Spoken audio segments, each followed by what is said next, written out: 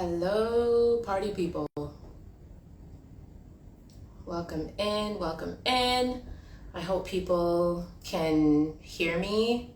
The internet has a mind of its own today, so I'm not sure how far we will get, but we will do our best with what we've got. So I'm just gonna give it another minute or so here before we hit 6 p.m.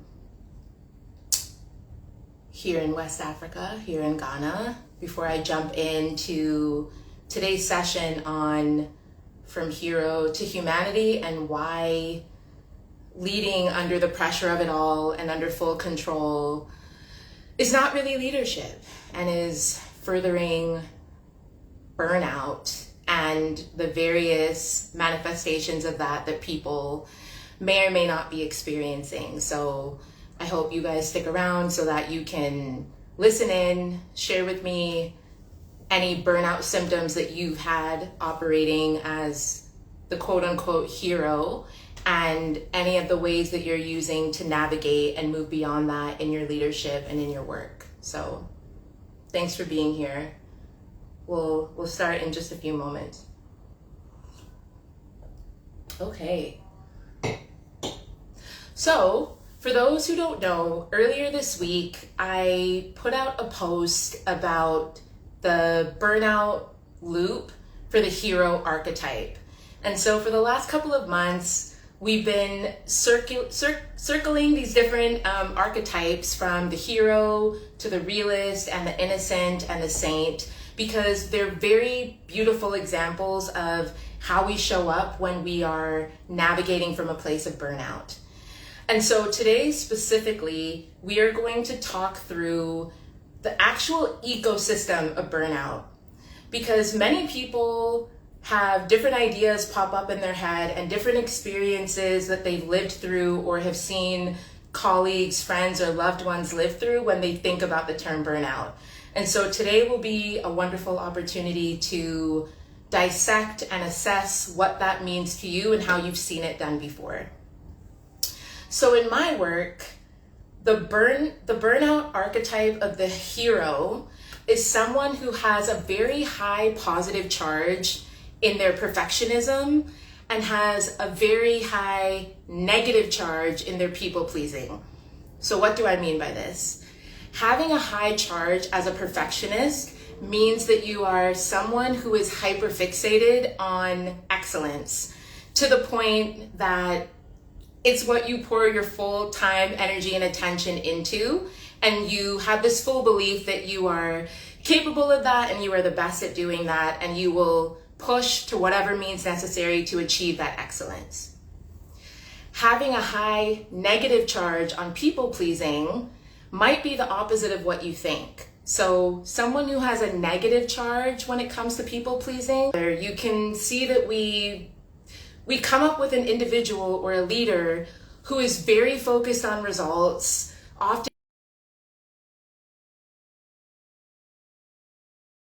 who also wants to do it alone, who doesn't quite trust having others join in and participate on work that they find very valuable or that they're very passionate about or that is very important to them, because they feel that involving other people either risks the work not being done well or that they just can't trust other people to do things to their standard and to their level.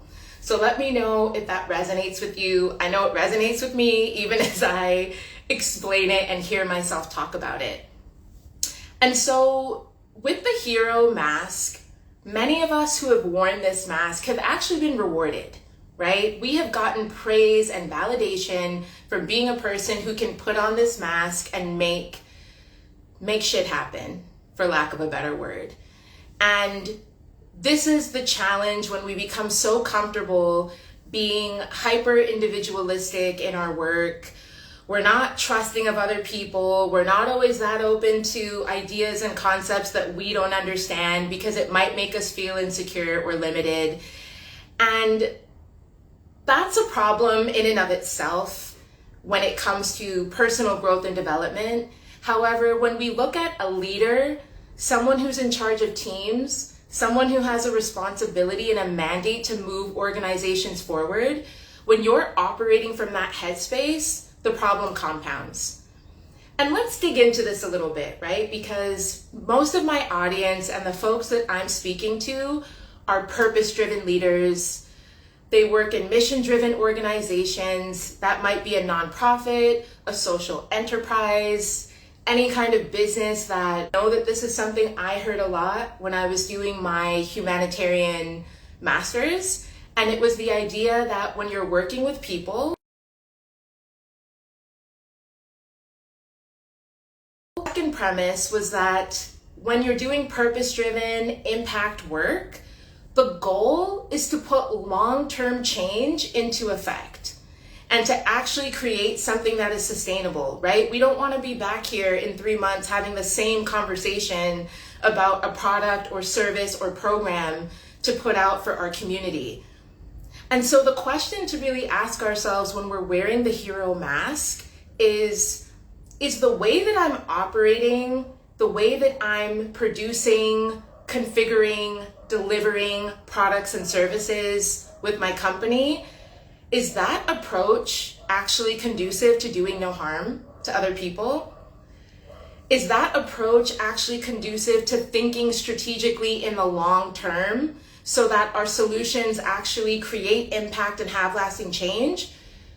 Or is the burnout loop clouding my judgment, clouding my thinking, crushing my passion, and having me put in short-term solutions and, being the lone wolf and doing things by myself because of my sense of safety in doing that, and actually compromising the goals of the broader work that I want to do and that I'm passionate about? So I would encourage you all to think about that and consider that as you think about the hero mask. And then also flip it and turn it inward and ask yourself, am I doing no harm to myself in the way that I'm operating and showing up? And am I actually setting myself up to have a sustainable career, right? Am I setting my team up to be a team that grows and builds its capacity and continues to add value to the organization? Am I building my organization up so that we build the reputation and the results that enable us to continue? Why be so willing to push yourself beyond a healthy limit in the external and not? Okay, let's jump into part 2, where I'd like to talk a little bit about the actual burnout loop that I had discussed earlier. So again, burnout happens in an ecosystem. It isn't just one thing. It doesn't happen overnight. It's a silent creep, right? It creeps up slowly until one day you realize, or your body tells you, or people who care about you let you know that you're really not okay and something has to change and we need to make shifts. So let's talk about how it can actually start in the beginning before we even start to realize that what we're experiencing might be burnout. And so one of the images that I like to use and that I think will be helpful for you, that's usually in our unconscious and our subconscious. So as we're talking about burnout, I would like you to think about the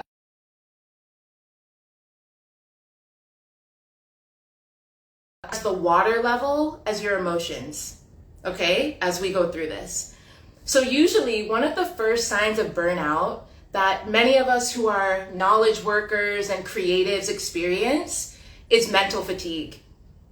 It can start with feeling like you can't remember what somebody just said in the last meeting that you were in. Feeling as though a decision that you used to make quite easily a week or 2 ago is now a decision that you're second guessing yourself on and is producing anxiety in your system. And so that might be the initial tip of the iceberg that you see and you dismiss and you say, that was just an off week. That wasn't important, until it continues and it dips down. Then in the next level, in organizations, it is very common to be resource stretched, right? Either a budget has to change, a team member leaves, we don't have the same resources and tools that we had to deliver. And when organizations push for that to be the approach to work, what tends to happen to leaders who are wearing the hero mask is what they hear is, I have to do this all on my own now. I have to do less with more. I have to swoop in and get things done or everything is going to fall apart. And what happens as the emotional levels go down, you start to experience exhaustion from the late nights, from the to-do lists that never seem to end. Every time you wake up and you think, I knocked 20 things off, doesn't make it normal or healthy. Great, so now we're starting to see more of our iceberg. The water levels continue to come down.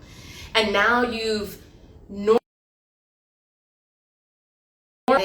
normalized working 60, 80-hour weeks and doing everything on your own. And what starts to happen? Your body starts talking to you. And some of you may experience this as pain in the legs, the lower back, gut issues, even heart palpitations from anxiety, your throat closing up when you try to speak up and ask for help or support. Again, those headaches, your body will speak to you. And it is not shy about letting you know that it's not okay and it's not doing well, right? And it might be that you're getting sick. Every month, you're out on a sick day because you're not feeling well. And it's not because the weather is changing. It's not because someone in your family has an illness. It is stress manifesting itself. And it is so important to pay attention to this so that you can really start to make the thoughtful decision to start switching your habits and your approach so that burnout doesn't continue to creep in and deplete you. Water levels are lowering, right? So as we continue to get lower, what starts to happen is that this system of urgency, you're always behind, there's always too much to do, nothing's working, everyone relies on you, which on the one hand might be validating, but on the other hand, if you are now spending all of your time putting out fires, just dealing with the things that have to be dealt, this is where you start to lose purpose. And for those of you who have ever listened to or heard from Simon Sinek and some of these other great speakers and thought leaders, his focal point is always start with why. When you start to get out of bed in the morning and say, I actually genuinely just, and you need to pay attention to that because that's your motivation. And again, we talked about doing no harm.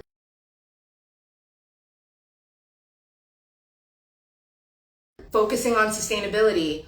And once you stop caring, you are not putting your best foot forward to really be thoughtful about your end users and your beneficiaries, to really be strategic about what is going to be sustainable in the long term and create the positive change and benefit that I'm passionate about and that I showed up in this role for.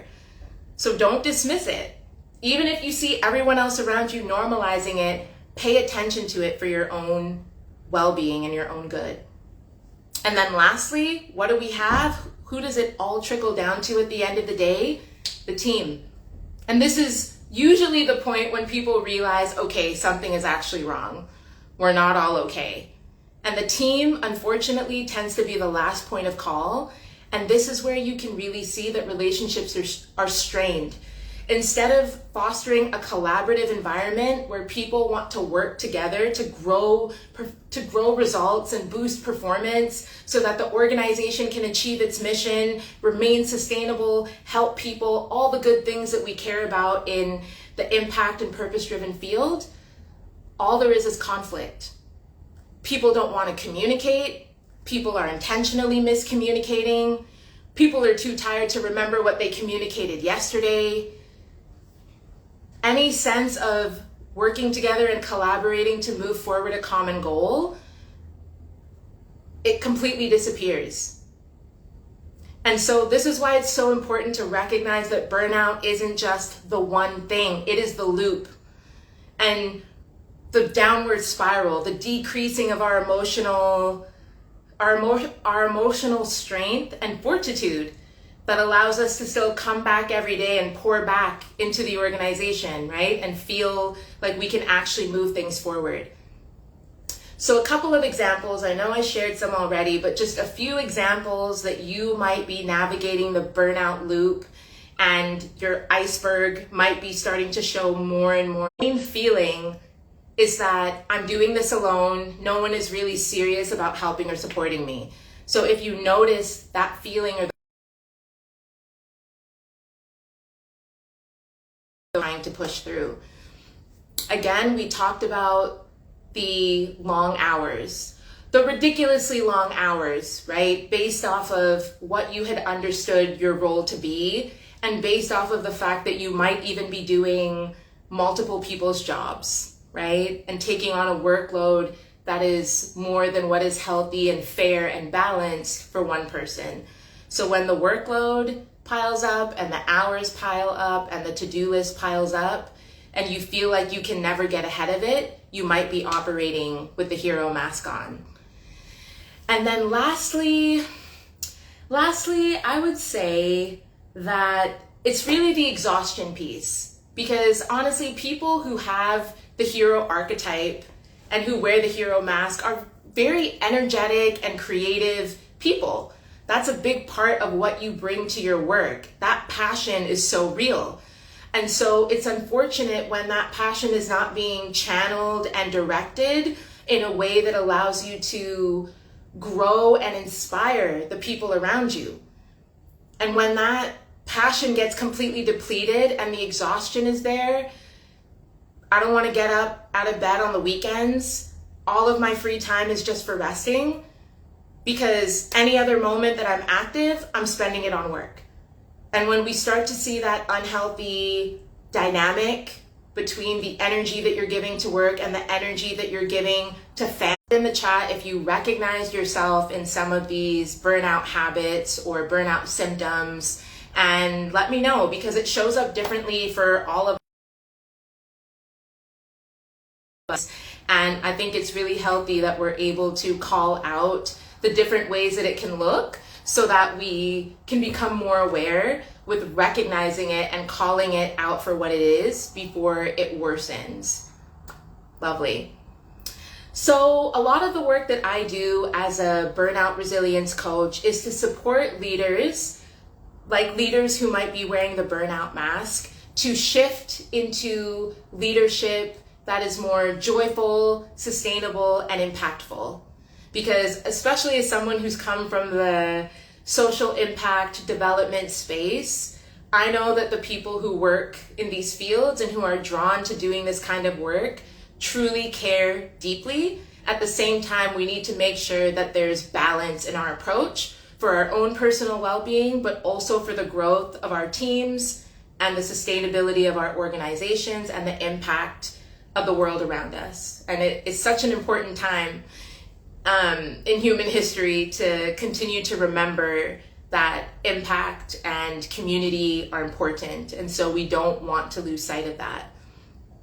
So in my work, I use a lot of ideas like subconscious beliefs and understanding how childhood conditioning and our past has influenced the way that we show up. I work with a lot of emotional regulation and naming emotions so that we can choose healthy behaviors instead of allowing our emotions to trigger negative behaviors that keep us stuck in the loop. I do a lot of nervous system energy regulation, which is really about, it's so important to learn that for ourselves. And we ground all of this in practical knowledge that leaders can use in the day-to-day, taking care. The tools that I use is called the Bridge Framework, and it stands for these key elements that we use: tackling our beliefs, looking at our resilience, looking at how we integrate the information that we're getting from the outside and use it to inform our decisions, looking at our dynamics and our relationships with colleagues and our teams, looking at the growth that we are passionate about and that we find meaningful, and shifting our energy in many different ways that help us really connect with the type of leaders that we want to be, who are going to lead the future of work and lead the future of sustainability. So with all of that said, I want to focus on resilience as a theme today when it comes to looking at the ecosystem of burnout and the iceberg that we just talked about, because what we have to remember is that burnout is actually just old coping mechanisms, right?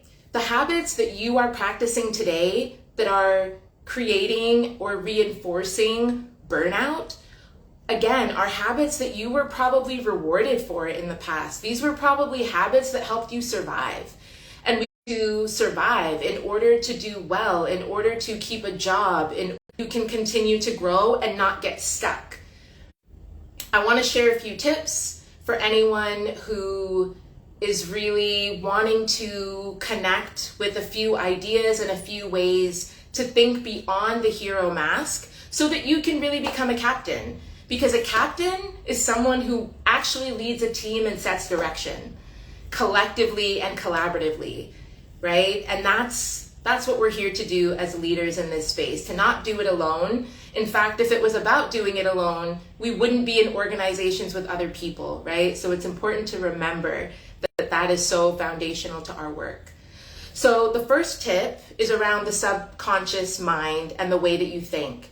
So as a leader, I would like you to stop thinking that needing help is a weakness and start to remember that by actually asking for support, you are creating opportunities for junior people in your team, right? Because anytime you ask for help, anytime you offer someone an opportunity to help you or to take work off your plate, you are giving them an opportunity that is going to help them grow, help them discover their leadership. And that's exactly what you're here to do as a leader. And again, it's always a bonus if it's taking work and distraction off of your plate.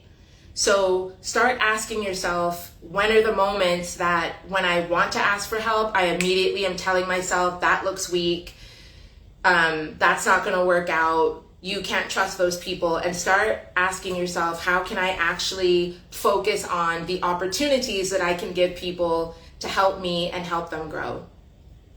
Great. Now let's look at an emotional shift you can make. So as you start to create opportunities for people, delegation becomes really important for the hero archetype as they are shifting into captain energy, right? And again, no one is asking for going from 0 to 100 when it comes to making this shift, because again, many hero archetypes have struggled with trust in the past. So what's great with delegation is to delegate a low stakes task, right? And what this does, what I mean by a low stakes task is something that you know that you could do with your eyes closed and your hands tied behind your back, right? Something that is simple for you, but it still eats into your to-do list, right? It distracts you from work that is more important, more fun, more strategic for you, right? Delegate that out to someone on your team, create an opportunity for them, and make sure it's work that doesn't have such a significant impact on the project. So for example, if you are working on a strategic plan, you might ask the intern to go and do some additional research on a concept or an idea that you're thinking of.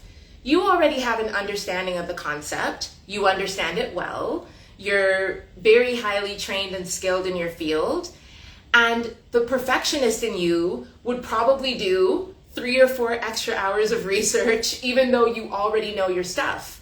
So instead of doing that, hand it off to someone else, give them an opportunity to grow their research muscle and see how they do.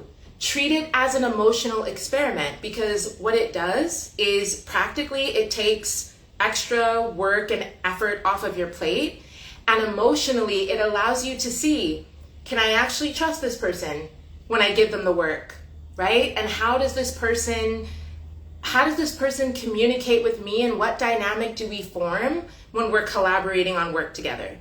And does that feel safe? And did I feel comfortable?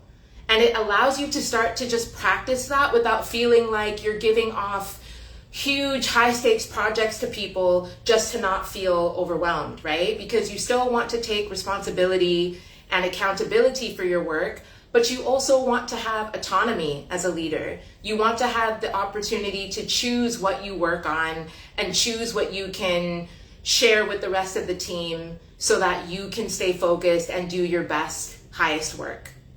Great. And then lastly, let's talk about an energy shift.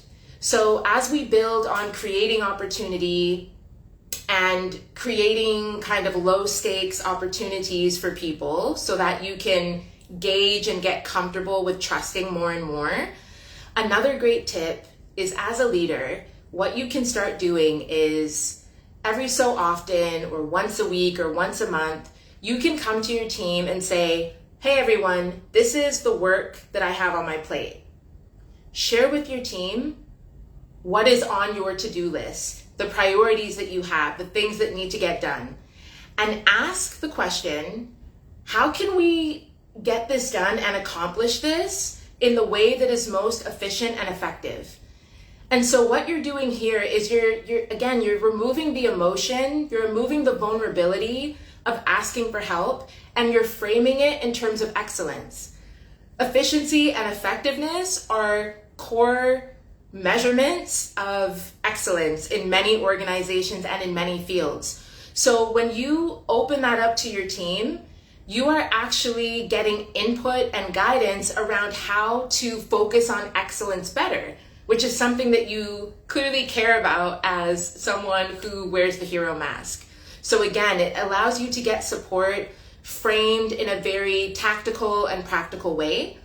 And secondly, what it does is it allows you to see who on your team is proactive, right? Because it's one thing to delegate work and let someone know, hi, I'm going to need you to do X, Y, Z, and to see how they do.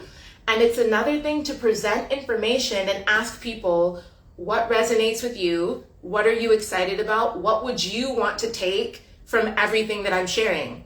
What would you be excited to move forward?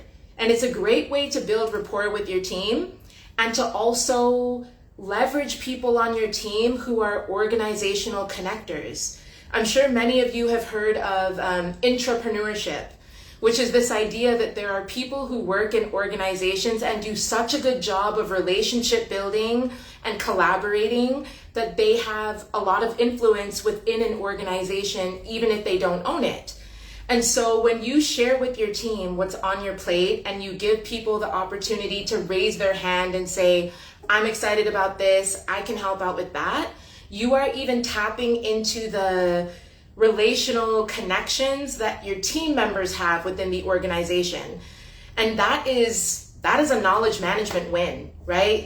That might cut out 5 hours of research because your junior manager on your team has a great relationship with someone in marketing who has all the information you're looking for, or who can direct you exactly to the source instead of you taking it upon yourself, doing it alone, feeling the stress and feeling the burden.